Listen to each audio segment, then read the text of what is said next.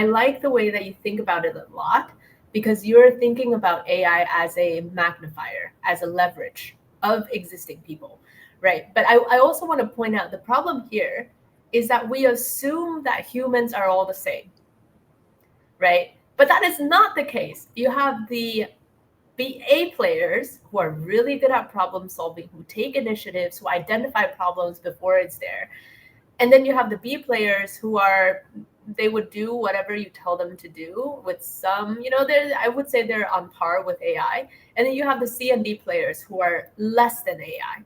Now that's the problem, is now you're going to start creating a gap where the ideal strategy with AI adoption is actually you want to have as few A players as possible and only A players, right? Because now if you have one A player, that A player is going to be able to use AI to get magnified.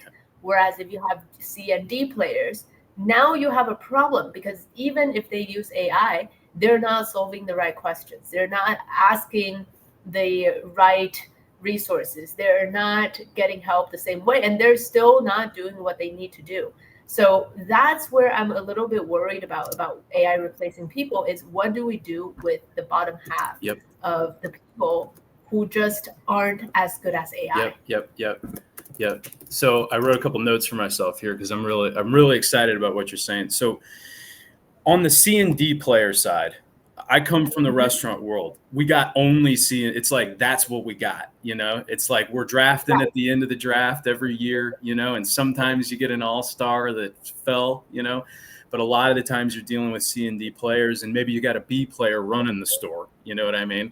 And maybe by the grace of God, you've got an A player running the store. But mostly it's people that are working their way through becoming who they want to be, for better or for worse.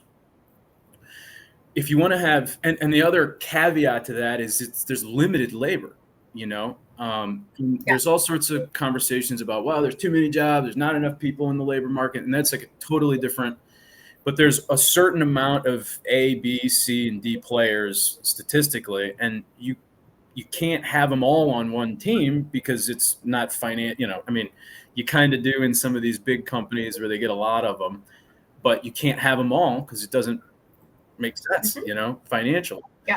So on the C and D player side in the restaurant industry, if you want to have a really good restaurant operation, your B and A players know how to take the C and D players and elevate them.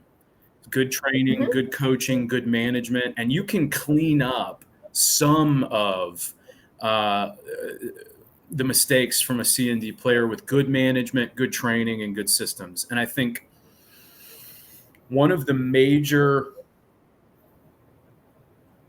ways businesses will be able to differentiate themselves as more valuable in the future is companies that have the competency to be able to upskill lower quality performers into the skill that they need to be able to get the result that's expected. So like that's kind of how I feel on that side of things, as somebody who's spent a lot of time hanging out with C and D players and seeing them graduate into B and sometimes A players with some of these people that are really motivated.